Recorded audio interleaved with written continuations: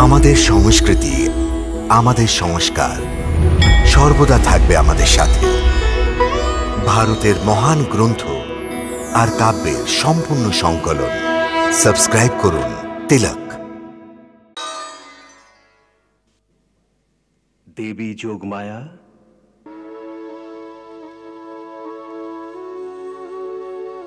সাবধান, ত্রিভুবনপতি ভগবান শঙ্কর গোকুলে আসছেন। যথা আজ্ঞা স্বামী।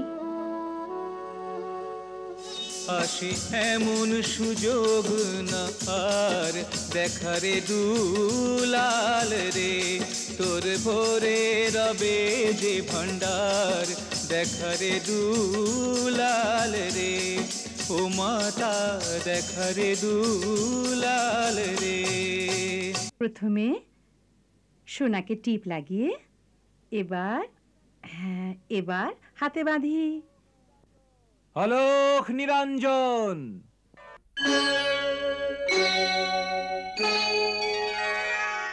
সোনা আমার।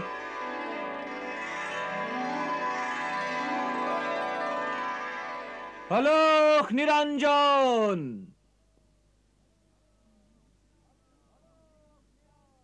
অলোক নিরঞ্জন।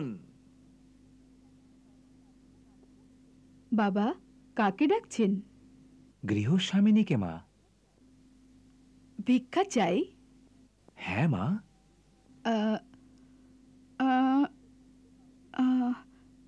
এখানে তো কাউকে দেখছি না।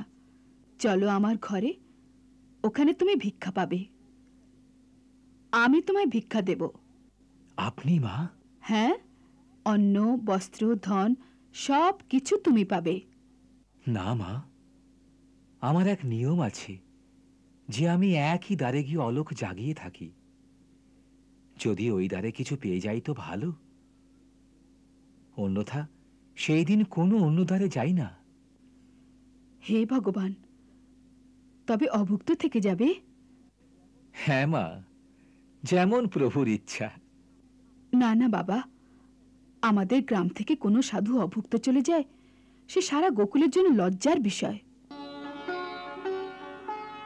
বাবা, তুমি এখানে দাঁড়াও, আমি ভেতরে গিয়ে দেখি যশোদা রানী কোথায় আছেন। অলোক নিরঞ্জন।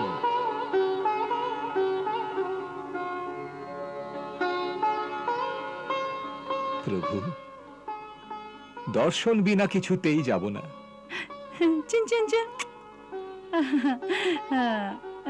ও যশোদা রানী, এসো কাকি। কি গো যশোদা রানী, তোর দোরে এক যোগী কখন থেকে ভিক্ষার জন্য দাঁড়িয়ে আছে, তুই শুনিসনি ওর আওয়াজ? না তো। আরে শিগগির ওকে ভিক্ষা দিয়ে দিয়ে কোনো বড় মহাত্মা মনে হচ্ছে।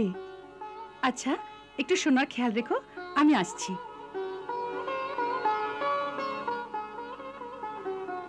এমন যোগী আমি কখনো দেখিনি। ওর মুখের ওপর থেকে চোখ ফেরানো যায় না। কেন? আরে এত তেজ আছে ওর ললাটের ওপর, যেমন সূর্যের তেজ হয়। আর দেখো কত কড়া নিয়ম ওনার। যে দ্বারে ভিক্ষার জন্য গিয়ে দাঁড়ান, ব্যাস ওখানেই ভিক্ষা নেন। আর ভিক্ষা না পেলে অভুক্তই থেকে যান। কাকি, আটা, চাল, গুড়, ডাল, ঘি এসব কিছু নিয়েছি, 2-4 দিনের জন্য পর্যাপ্ত। চলো। আরে দক্ষিণার জন্য কিছু ধনও রেখে নে, বড় দিব্যমূর্তি, ওকে প্রসন্ন করে আশীর্বাদ পাবি। হ্যাঁ, দক্ষিণা তো আমি ভুলেই গিয়েছি, আনছি।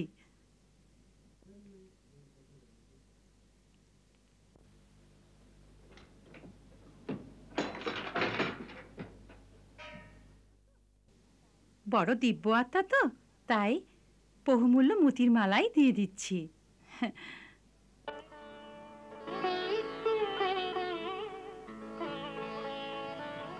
প্রভু, দর্শন দিতে এত সংকোচ? ধন্য ভাগ্য যে আপনি স্বয়ং সেবকের ঘরে পা রেখেছেন। সেবকের প্রণাম স্বীকার করুন। কে সেবক, কে প্রভু, তা নির্ণয় করার সময় নয়। এবার তো নিজের পরম ভক্ত জেনে আপনার বালক রূপের দর্শন করিয়ে দিন প্রভু।